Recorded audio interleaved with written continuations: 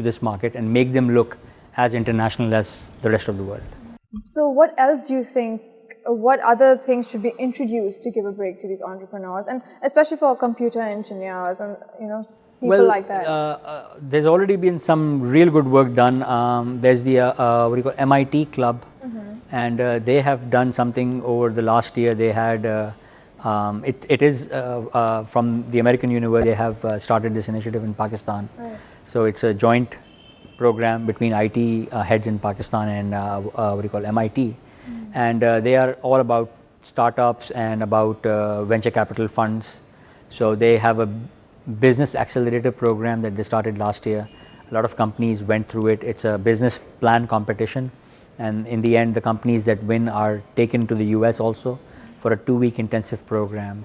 So, and now I think the MIT has started an angel fund in Pakistan. So there is a lot of I think the some initial steps have already been taken, and so I think we're on the right track now.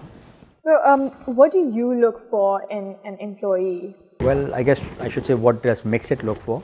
Of course, our prerequisites, we are always looking for a computer science graduates, mostly from the better known schools in Pakistan.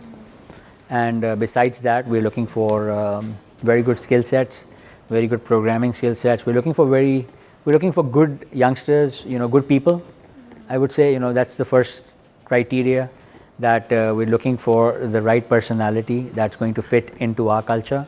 Our culture is, I guess, pretty, while it's pretty focused and pretty intensive, it's very casual, it's very, I would say, very flat. We're looking for the right people, people who, while doing the best work in the world, have a sense of humor, who can smile and laugh and take a joke or even make a joke. Where do you see Mixit 5 years from now?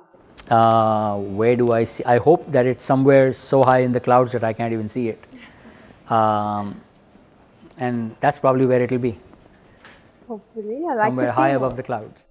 So, last question. What do you think an entrepreneur should have? What skills do you think they need to come to the top, come to where you are?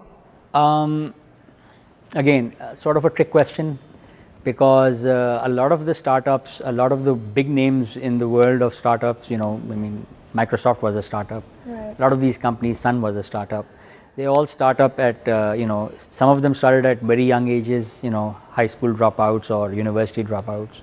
A lot of them say they started their companies in their garage. So, that seems to be, I would encourage every youngster to start spending more time in their garage, and maybe, they'll become a billionaire rather than, But anyway, I personally believe, given my experience, that it's better to have some professional experience under your belt before you venture on your first startup. Right. That way you are firstly financially secure, professionally a little bit mature, and you have a few credits on your resume in terms of working for some sort of good organizations. So, and you've met people and you know how people are and how to interact with them. I think even if you have a good idea, it might be better to keep it a little under the table and get a few years of proper world experience under your belt, and then venture on to a startup. Well, thank you so much for talking to us. It really has been a pleasure. That was Mr. Mohammed Yusuf Jan, the CEO of Mixit Technologies. Well, until next week when we have another entrepreneur here with us on the show, this is Aisha Athar signing off.